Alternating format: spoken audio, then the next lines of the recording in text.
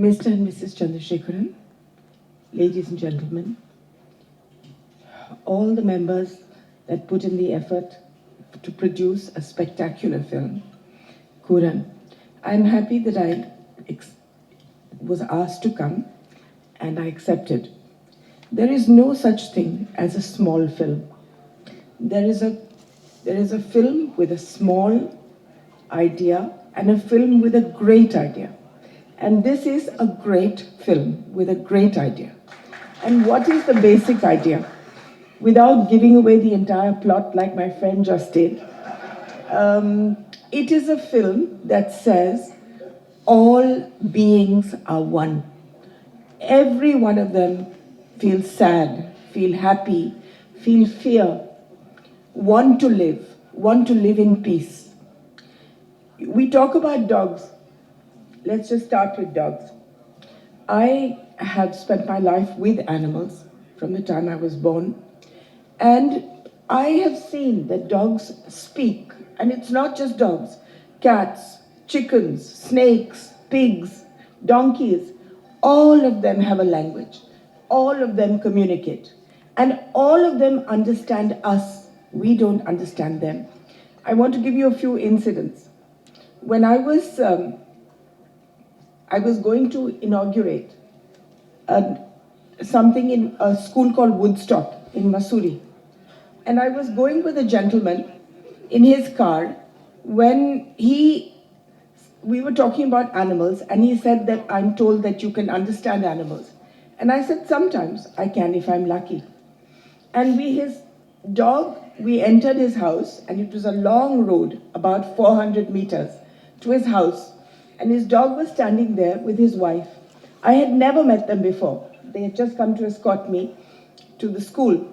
And I said to him, your dog is saying that he hurt his paw in the morning, and it's hurting so much that he's not let anybody touch it. So the man said, I don't believe this nonsense. So we went to the house, and he spoke to his wife, and she said, your dog has been a nuisance since morning. He has hurt his paw, and he is not letting me dress the paw. I have had hundreds of these experiences. We had a person who came from England, a lady called Maria. She's written a book as well, and she came to India to tell us that she could speak to animals, or she could not speak, she could understand them. So I took her to my hospital, which was one of the first animal hospitals in India. And a cow came, and she put her hand on the cow's head. And then she said to me, the cow said, to thank you, she was in an accident and you brought her to the hospital. She's fine now, but because she was hit on the head, she still gets headaches. So she said, can you give her something for the headaches?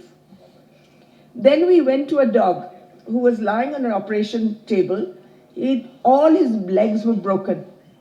And the dog said to this woman that this morning, Mrs. Gandhi said to the doctor that I cannot stand to see this pain. Let us put him to sleep. And the doctor said, no, let's give him another chance. So he said, I want to tell her, please give me a chance. I want to live. When I went for my first election to Pilibhit, I went for a meeting, and there was such a strong smell that I put my hands like this. I just could not stand there. And I was looking to see, are there any chemicals? Is there a sewage? Something. And I found a donkey who was standing near the stage, and his entire body was full of pus. And he was rotting in front of me. So I left the meeting, took him home, called the doctor, drained the pus, started him on antibiotics. And we called him Dilip. So as he got better and better, every day the doctor would come to give him an injection. And as soon as he saw the doctor, he would hide behind a tree. Just put his face there so that if he could not see the doctor could not see him. Then when I brought in more animals, he would quickly eat his food, and then he would go and kick all their food away. Please go, please go. And one night, when he was completely well, it's one of the nicest nights of my life. This donkey at night, he ate some bhang. And he lay on his back, and he sang and he sang and he sang. And it was just wonderful to listen to his music. And he was just telling the stars, I'm so happy, I'm so happy, thank you. And when you see their happiness or you see their pain, you realize it is as profound, as deep as ours. The movie brings this out completely, that we are all one. Once I was going down a road in my constituency and a snake was passing by, a big, long, black snake. And I stopped and we waited and the snake went by. Now, snakes cannot see very well. They cannot hear at all. But at night, when I went to sleep, the snake came and sat under my bed and just sat there the whole night and then went away in the morning. It was almost as if he had come to say thank you. There is no difference between you, me, her, the ant that scrambles when you try to step on it. There is no difference. Chickens have a complete dictionary, a language. Chickens, they get married, they get girlfriends, they tell lies. They, when a male chicken wants to, what you call it in Hindi, we say patao, a female, he will tell her, look, there's food here. And then she'll come running and she'll see there's no food. And the second time he will call her again, see, no, there's food here. And she'll come running and again there's no food. Third time when he calls her, she'll tell all her friends, jhoot bolta hai. And no girl will come. No girl will come after that because he's a liar. And when they get married, they have children, and then after 1 or 2 years, they get a girlfriend. And there will be fighting in the house between the wife and the girlfriend. And you know that famous question, why did the chicken cross the road? I've seen it myself. He and his girlfriend will wait on one side, and they will make the wife cross the road, just in case a car is coming, so that she can get killed. And then when she comes back to tell them it's okay, then he will cross the road. There is no difference at all. This movie is the first movie I have seen which brings this out with great bravery. There has been, since you know what the story is, it's about a lawyer who takes up a case for a dog.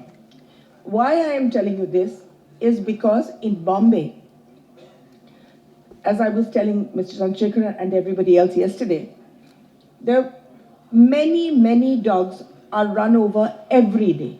Nobody even stops. You run over them, they die or they live, they with broken legs or paralyzed, it doesn't matter. So this policeman, he took up the case, he put a case against the man who ran over the dog. And the case went to court, and a judge in the High Court gave a judgment 2 years ago saying that dogs' lives don't matter. If they get killed, they get killed. You cannot put a case of hit and run for them. And he fined that policeman 10,000 rupees for bringing this case to him. It was the most horrible judgment that I have ever come across, because in all my hospitals, we get hit and run cases every day. And this movie should be not only shown to that judge, it should be shown to all the lawyers, all the judges across India. I hope Mr. Chandrasekaran will translate it into different languages.